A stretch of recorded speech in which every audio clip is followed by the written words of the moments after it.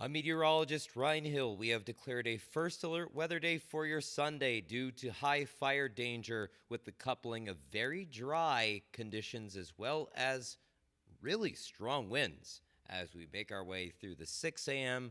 to the end of the day time frame. That is when we have some high wind warnings in effect. We could see one issued for Rapid City if we see some westward extent into the city itself. A wind advisory will otherwise be issued, but that's immaterial. Very strong winds either way, whether it's a high wind warning or a wind advisory. When you couple it with those low humidities, that is a recipe for danger, fire danger. So no open burns, no parking a freshly run vehicle over dry grasses, and the like that we do here in COTA territory to prevent the spread of wildfires.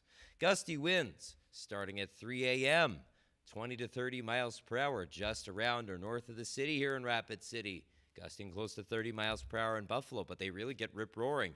6 to 9 a.m. is when that really accelerates, and you see that area of white from Buffalo to almost Rapid City. That's your 50-plus mile per hour gusts, and that expands quite well across our area.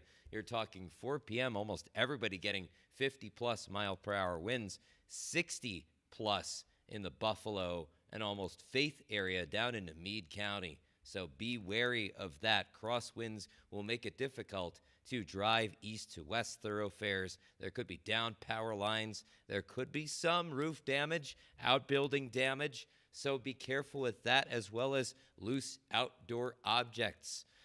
Down power lines can start fires in some areas, and so can improperly used equipment.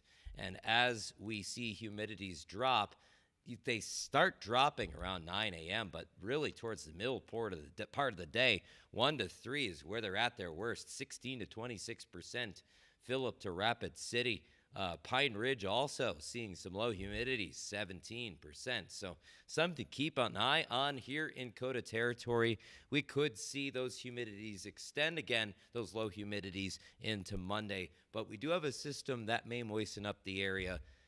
But we're also tracking some calmer conditions. Although they warm and dry out Tuesday into Wednesday, we could see calmer winds under the apex of this ridge of high pressure before ultimately we have a low pressure system.